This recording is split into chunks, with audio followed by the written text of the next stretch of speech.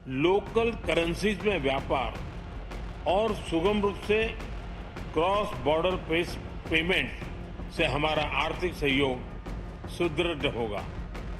भारत द्वारा बनाया गया यूनिफाइड पेमेंट्स इंटरफेस यानी यूपीआई भारत की एक बहुत बड़ी सक्सेस स्टोरी है। मुल्कों के लिए बड़े अहम फैसले करने का वक्त है कि भाई हमने किस तरफ जाना है। ये जो पाकिस्तान में टेक का जो सिचुएशन है और ग्लोबली पाकिस्तानियों की क्या रिप्रेजेंटेशन है दुनिया भर में, जो इस वक्त डिजिटल प्लेटफॉर्म्स हैं, जो इंफॉर्मेशन टेक्नोलॉजी है, उसके मुख्तलिफ जो पैराडाइम्स हैं उसमें डिजिटल पेमेंट्स के बारे में पाकिस्तान मुझे लगता है कि आने वाले 10 सालों में भी तरक्की नहीं कर सकता। देखिए, सबसे पहले हमें ये देखने की ज़रूरत है कि इंडिया का जो एजुकेशन सिस्टम है वो बहुत स्ट्रांग है और ख़ास तौर पे जो हायर एजुकेशन सिस्टम है वो बहुत स्ट्रांग है। तो सबसे पहले उनकी एजुकेशन स्ट्रांग थी, फिर उनके यहाँ प्रोफेशनलिज्म बहुत है, फिर उनके वर्क एथिक्स बहुत स्ट्रांग है। इन तीनों चीज़ों के साथ साथ जो उनको सबसे बड़ा बेनिफिट है कि वहाँ साइज बहुत है। अफसोस के साथ कहना पड़ रहा है कि पाकिस्तान में अभी तक डिजिटल पेमेंट्स का दूर दूर तक कोई कॉन्सेप्ट नहीं है, जबकि इंडिया में मौजूद एक बेकारी भी डिजिटल कोड स्कैन करके यूपीआई के जरिए जो है भीख कलेक्ट करता है। भारत के सबसे सफल कहानियों में से एक यूपीआई का दांव पूरी दुनिया के सामने खोल दिया है, या यूं कहें कि दुनिया के ताकतवर देशों के सामने खोल दिया है। बकायदा पीएम मोदी ने यूएई का नाम लेकर कहा कि हमने यूएई के साथ ये काम किया है और बाकी के ब्रिक्स देश इससे जुड़ना चाहें तो ये और बेहतर होगा। हमें जब भी अपने आप को कंपेयर करना है तो हमें अपने आप को बैकवर्ड कंट्री से कंपेयर करना चाहिए। इंडिया तो हमसे बहुत आगे निकल चुका है, हमें इस चीज़ को तस्लीम करना चाहिए। बिल्कुल आप सही फरमा रही है कि इंडिया जो है वो डिजिटल जो है वो पेमेंट में बहुत आगे निकल गया है। जैसे कि आप कह रही हैं कि जी अब वो उनकी जो ऐप है यूपीआई अब वो इंडिया तक महदूद नहीं रही, बल्कि वो बाकी जो हमारी साउथ एशियन कंट्रीज़ हैं उन तक भी उन्होंने वो स्प्रेड किया है अपना वो। तो नमस्कार, जय हिंद दोस्तों। तो दोस्तों, मोदी जी के बारे में कहा जाता है कि मोदी जी सिर्फ भारत के पीएम ही नहीं बल्कि ब्रांड एम्बेसडर भी हैं, क्योंकि पीएम मोदी जी जहां भी और जिस भी देश में जाएं वे वहां मेड इन इंडिया प्रोडक्ट को प्रमोट करते रहते हैं। और यही सब एक बार फिर से देखने को मिला है ब्रिक्स समिट में। दरअसल PM Modi ji BRICS summit में जब अपनी स्पीच दे रहे थे तो इसी बीच उन्होंने भारतीय डिजिटल पेमेंट सिस्टम यूपीआई को एड्रेस किया। उन्होंने कहा कि हमारा यूपीआई पेमेंट सिस्टम इतना सफल और कारगर है कि ना इसको सिर्फ भारत में ही बल्कि यूएई, श्रीलंका, मॉरिशस और मालदीव जैसे देशों में धूम मचा रहा है। और ब्रिक्स मेंबर में से और भी कंट्री अपने यहाँ भारत का यूपीआई पेमेंट सिस्टम अपनाते हैं तो ये आपके देश में लेन देन के मामले में एक डिजिटल क्रांति से कम नहीं होगा। दोस्तों आने वाले समय में हम और भी देशों को भारतीय यूपीआई पेमेंट सिस्टम अपनाते देखेंगे, जो भारत के मेक इन इंडिया अभियान के लिए एक मील का पत्थर साबित होगा।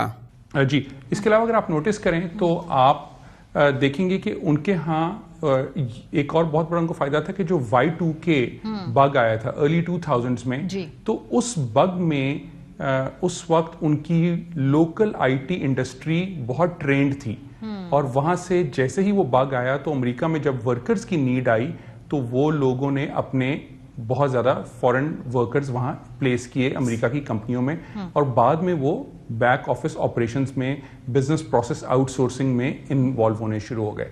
उसके बाद याद रखें हमारे यहाँ 9/11 का सिलसिला शुरू हुआ, हमारी कंट्री की पीआर खराब हुई, मगर उनके प्लेस्ड जो वहाँ टीम्स थी, जो वहाँ एम्प्लॉयज़ थे, वो लोग ग्रो करना शुरू हुए और आहिस्ता आहिस्ता वहीं पढ़ाई कर कर वो अब इस वक्त सी लेवल तक पहुंच गए। और हम इस चीज में कुछ तकरीबन 15-20 साल कम से कम पीछे हैं। अच्छा। मगर इसमें एक चीज ऐड करता चलूं कि पाकिस्तान पीछे जरूर है मगर हम लीप फ्रॉग कर सकते हैं, हम बहुत जल्दी आगे जा सकते हैं अगर ये क्वेश्चन मेरा बिल्कुल यही मेरा अगला क्वेश्चन था। आपने कहा हम 10-15 साल पीछे, लेकिन आपने साथ ये भी कहा कि हम कैचअप कर सकते हैं, कैसे?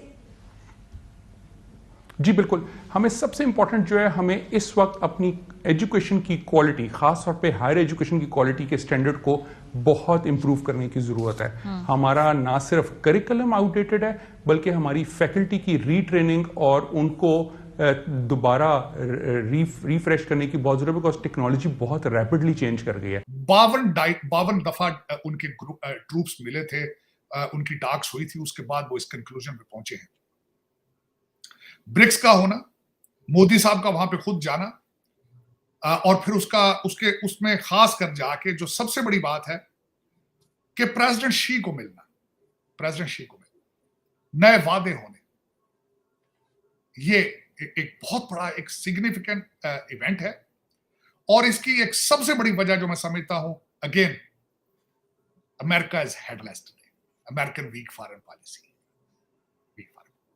चाइना फायदा उठा रहा है उसका।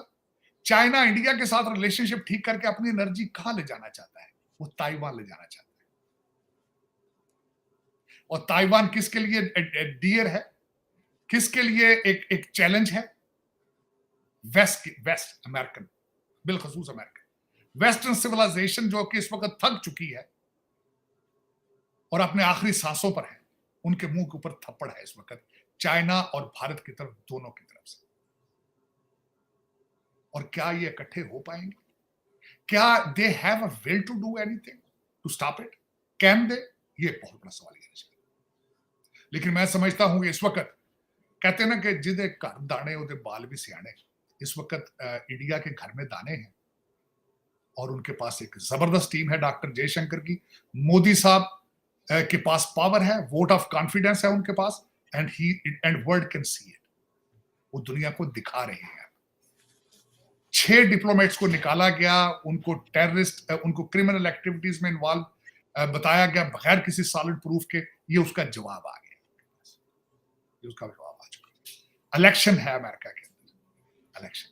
बाबा बाइडेन को कोई पता ही नहीं है कहां है, कहां किस बंकर में बैठा है, किस बेसमेंट में है, किस बीच पर बैठा है, हॉस्पिटल में है, घर है, कहां, किसी को पता। आज अमेरिका को मैं क्वेश्चन करना चाहता हूं पूरी दुनिया से, बल्कि बिलखसूस अमेरिकन से, आज तुम्हें कौन चला रहा है? आज अमेरिका के फैसले कौन कर रहा है? ये क्वेश्चन मार्क है। इसका फायदा कौन कौन उठा रहे हैं? बीबी नेतन्याहू फायदा उठा रहे हैं इसका, पुतिन इसका फायदा उठा रहे हैं, अब चाइना ने भी फायदा उठा लिया। भारत ने थप्पड़ मारा है, जवाब दे दिया कि डोंट यू डेयर हमारे साथ पंगा लेने की कोशिश ना करना। तो चीमा साहब, इस पे नई ग्रुपिंग है, नई ग्रुपिंग आ रही है, इस पे पाकिस्तान कहां है? मैं अल्टीमेटली आप पाकिस्तान में बैठे हैं, मैं खुद एक पाकिस्तानी अमेरिकन मैंने आपकी तरमीम आई है जिस पे पाकिस्तान रुक चुका था, स्टैंड स्टिल। एक चीफ जस्टिस की अपॉइंटमेंट पे पूरा पाकिस्तान रुक गया था। मैंने कभी किसी कंट्री के अंदर इस तरह की मिसाल नहीं देखी कि आर्मी चीफ की एक्सटेंशन पे कंट्री रुक जाए, किसी इंटेलिजेंस एजेंसी के अपॉइंटमेंट के ऊपर कंट्री रुक जाए, युद्ध किया जाए। मेरे मुर्शद पाक ने चैलेंज किया था कि मैं रावलपिंडी जाके घेरा डाल लूंगा एक एजेंसी के अपॉइंटमेंट में। आज भी आप रुक चुके हैं, आज भी आप रुक गए, कंट्री रुक गया बिल्कुल एक बंदे की अपॉइंटमेंट। जिस बंदे की अपॉइंटमेंट की गई है